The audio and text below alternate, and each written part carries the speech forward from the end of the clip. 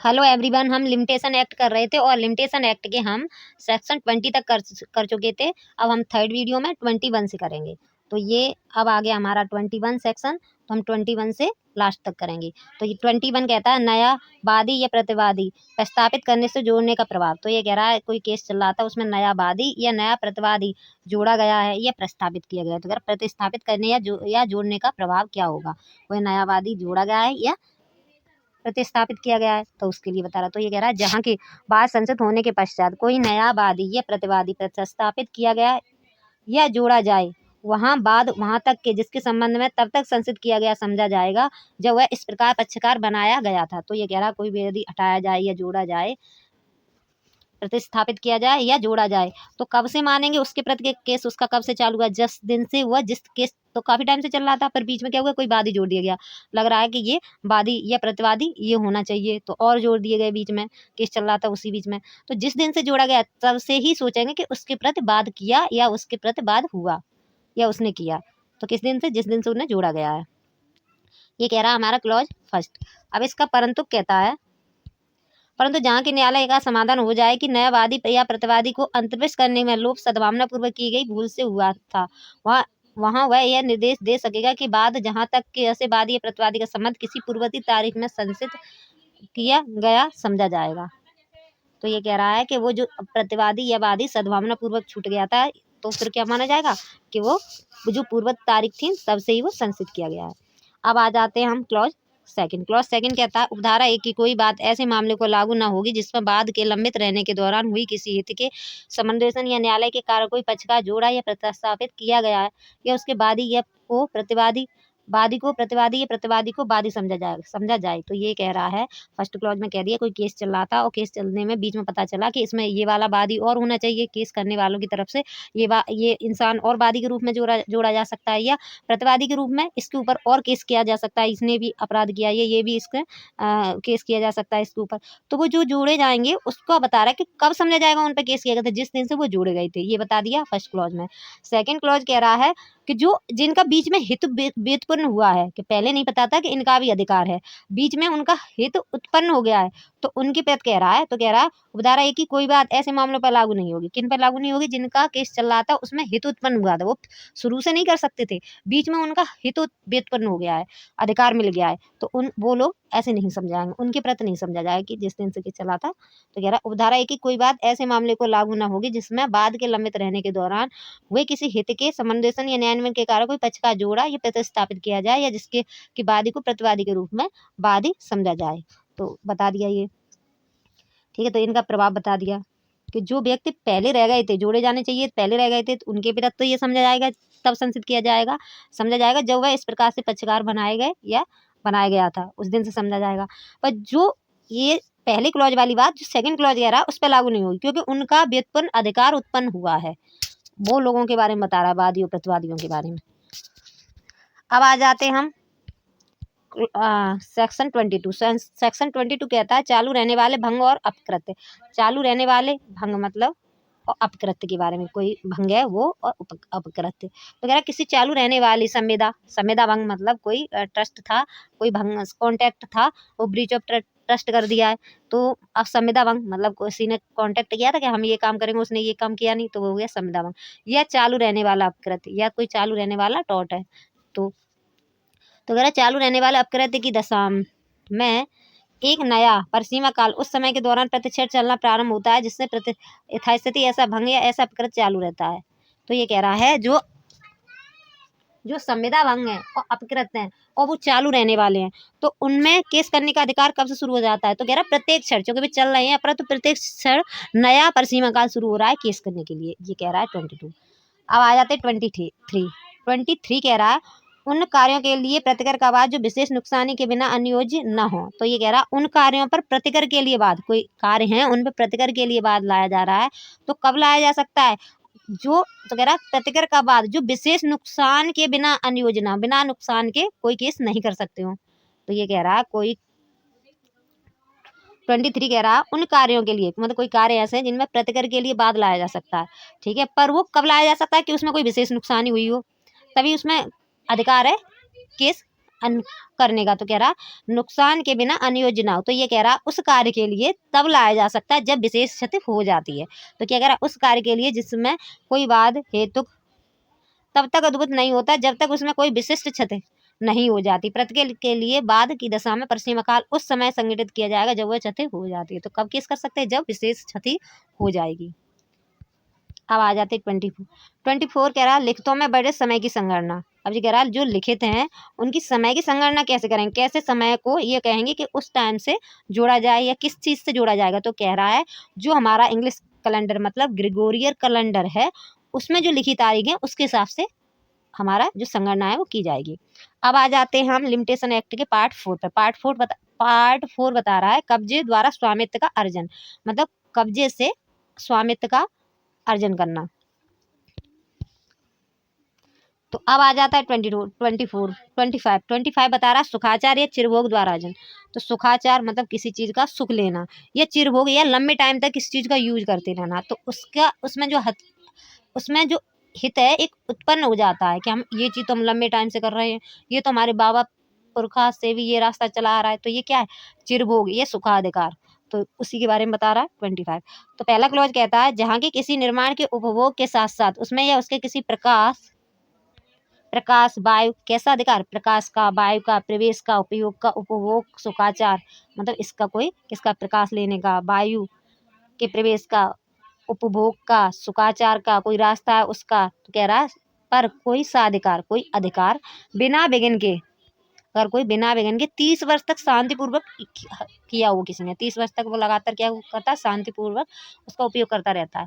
तथा जहाँ के किसी मार्ग या जलसरणी या किसी जल के उपयोग का अथवा किसी अन्य सुखाचार का, चाहे वह सकारात्मक हो या नकारात्मक हो, उपभोग ऐसे किसी व्यक्ति ने जो सुखाचार के तौर पर साधिकार उस पर हक रखने का दावा करता हो विघ्न के बिना 20 वर्ष शांतिपूर्वक तथा खुले तौर पर किया हो और वहाँ प्रकाश, वायु के प्रवेश और उपभोग का या ऐसे मार्ग, जलसरणी, जल के उपयोग अथवा सुखाचार का अधिकार अतैध और अजय हो जाता है। तो ये कह रहा है कोई सुखाचार है, कोई चिरभोग है जो भले ही किसी दूसरे का ऊपर क्या वो एक 30 साल तक लगातार करता रहता है बिना विघ्न के, तो फिर उसका क्या हो जाता है? एक उसका सुखाचार का अधिकार हो जाता है।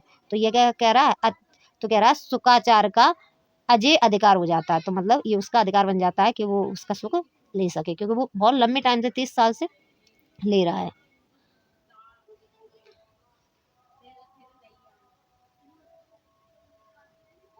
हाँ नहीं 20 साल से लगातार, सॉरी लगातार 20 साल से ले रहा है। तो फिर ये माना जाएगा किसी चीज़ का रास्ते का, कोई पानी भरने का, कोई प्रकाश लेने का, अप्रकाश का, या फिर कोई वायु प्रवेश करने का। तो ये ऐसा कोई अगर अधिकार 20 साल से लगातार कोई यूज कर रहा है भले ही किसी का भी हो और वो लगातार यूज कर रहा है 20 साल तक बिना विघ्न के, तो फिर उसका ये अधिकार बन जाता है। उसे कहते हैं सुखाचार या चिरभोग द्वारा हक का अर्जन, ये बता देता है 25। अब आ जाते हैं 25 का 2। 25 का 2 कह रहा 20 वर्ष के उक्त कालावधि में से हर एक ऐसी कालावधि मानी जाए जिसके अंत उस बात से संजित किए जाने से समयावधि पूर्व 2 वर्ष के भीतर किया हो जिसमें वह दावा जिसमें ऐसी कालावधि संबंधित प्रतिपादित किया गया हो। अगर कोई कह रहा है अगर कोई 20 वर्ष तक किसी चीज का यूज करता रहा है और उसका सुखाधिकार उत्पन्न हो गया है और उस पर वो केस कब कर सकता है? तो 20 साल हो गए हैं और 20 साल के बाद अगर कोई विघ्न कर रहा है तो आप 2 साल के अंतर आप केस कर सकते हो। ठीक है, तो ये कह रहा है हमारा क्लॉज 2। अब आ जाते हैं 3। अब कह रहा है जहाँ की वह संपत्ति अब कोई कह रहा कोई संपत्ति ऐसी है जो 30 साल की है, जैसे रेलवे की प्रॉपर्टी होती है उस पर लोग क्या घर बना लेते हो, लंबे समय तक बने ही रहते हैं झुग्गी उग्गी डाल के। ठीक है, तो अगर कोई सरकारी संपत्ति है उसका कोई यूज करके 30 साल तक बना रहता है तो फिर वहाँ पे अभी क्या है, जो आदमी वहाँ रह रहा है कब्जा जिसने कर लिया उसका अभी सुखाचार का अधिकार हो जाता है। ठीक है, तो ये बता रहा है क्लॉज 3। तो कह रहा है जहाँ की वह संपत्ति जिस पर किसी अधिकार का दावा धारा 1 के अधीन किया गया सरकार की होती है, तो फिर क्या करा तो कितने 30 साल तक अगर कोई लगातार तक यूज करता रहता है तो उसका सुखाधिकार का अधिकार बन जाता है। तो ये सरकार के लिए बता दिया। और जो 25 का फर्स्ट क्लॉज है उसमें ये बता रहा है कि 20 साल तक कोई प्राइवेट प्रॉपर्टी है किसी इंसान की है, जैसे कि कोई खाली प्लॉट डले होते हैं उसमें कोई क्या है किसी का खाली प्लॉट है उसमें कोई व्यक्ति क्या करते हैं झुग्गी झोंपड़ी डाल के रहने लगता है और 20 साल तक वो लगा रहता है बना रहता है। ठीक है, और या फिर कोई नल है जैसे किसी की जगह में नल लगा है वो 20 साल तक उस नल का पानी का यूज करता रहता है, या कोई रास्ता है उस रास्ते का कोई रास्ता है किसी ज़मीन पर उस पे वो 20 साल तक यूज करता रहता है। तो ऐसे कोई या फिर कोई पेड़ है उसकी छाया लेता रहता है वहाँ बैठकर। ठीक है, तो कोई पेड़ वगैरह है तो उसका अगर वो 20 साल तक लगातार यूज करता रहता है, सुख भोगता रहता है, चिरभोग मतलब लंबे टाइम तक, तो 20 साल बताया है इसका लंबे टाइम, तो फिर उसका वो अधिकार हो जाता है। ठीक है, तो ये बता रहा है फर्स्ट क्लॉज 25 का फर्स्ट क्लॉज, और इसे ही कहते हैं चिरभोग का अधिकार। 20 इसका क्लॉज सेकंड ये कह रहा है कि अगर कोई 20 साल तक यूज करता रहता है और फिर उसे रोका जाता है तो फिर वो अपने अधिकार के लिए कब तक केस फाइल कर सकता है, तो कह रहा है वो 20 साल अगर किसी ने यूज किया है तो वो 2 साल जिस दिन से उसका अधिकार खत्म किया है उसके 2 साल के अंदर केस कर सकता है कि हमारा ये चिरभोग का अधिकार है जिससे ये लोग हमें क्या कर रहे हैं, हटा रहे हैं।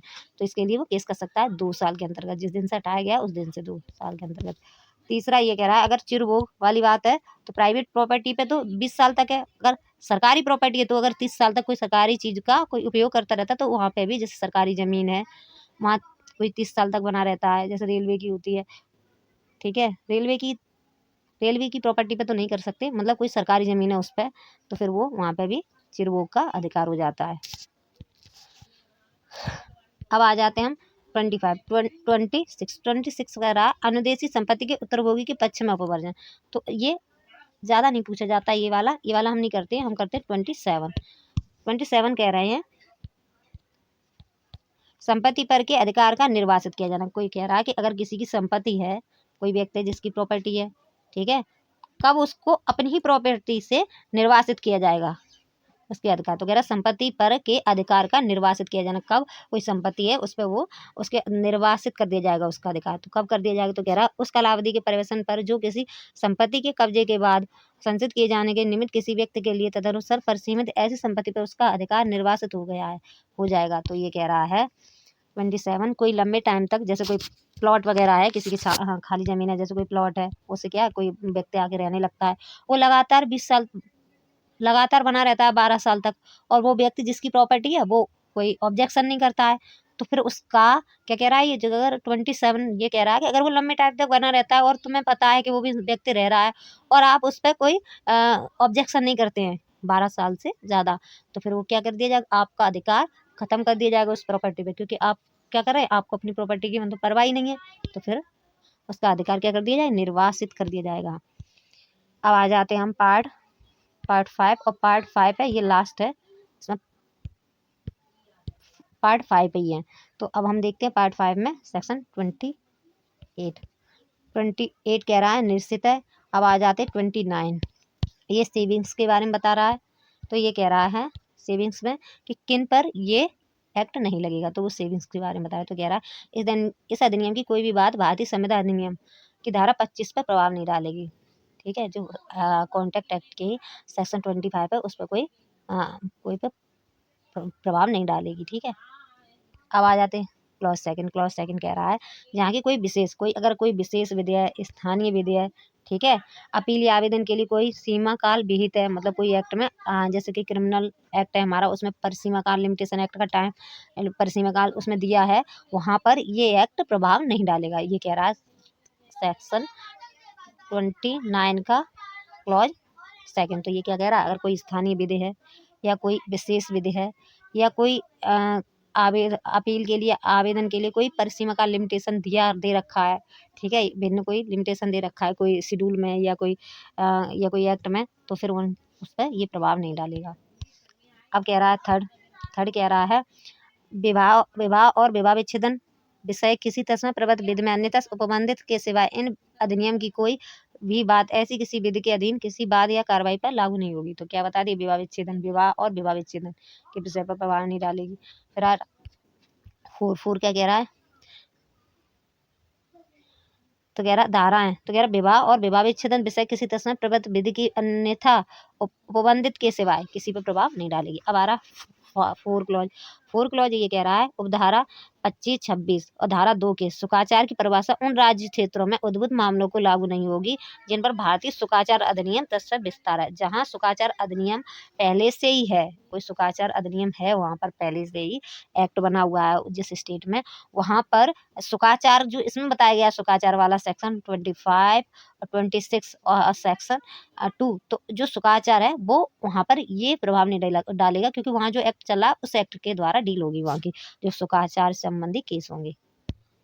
अब आ जाते हैं लास्ट 30, तो ये सेक्शन कह रहा है उन वादों और अपीलों उन वादों आदि के लिए उपबंध जिनके लिए विहित कालावधि इंडियन लिमिटेशन एक्ट 1908 द्वारा विहित कालावधि के कम है। तो ये कह रहा है जो जो उन केसों के बारे में कह रहा है जिनमें इंडियन लिमिटेशन एक्ट जो 1908 वाला है वहां पे परिसीमा काल कम है। तब कौन सा एक्ट लगेगा? ये वाला लगेगा कि 1908 वाला लगेगा, 1962 वाला, 1963 वाला लगेगा या 1908 वाला लगेगा? तो ये कह रहा है, पहला क्लॉज, कोई भी बात जिसके लिए परिसीमा काल इंडियन लिमिटेशन एक्ट द्वारा विहित परिसीमा काल की से कम है, इस अधिनियम के प्रारंभ होने के विहित पश्चात 7 वर्ष की कालावधि और ऐसे बाद के लिए इंडियन लिमिटेशन एक्ट 1908 द्वारा विहित परिसीमा काल, इन दोनों में से जिसका व्यवसान पहले हो जाए उसके भीतर संचित किया जाएगा। तो ये कह रहा है कोई केस वेस करने का कोई अधिकार है तो इंडियन लिमिटेशन एक्ट था, इंडियन लिमिटेशन एक्ट 1908 वाला है,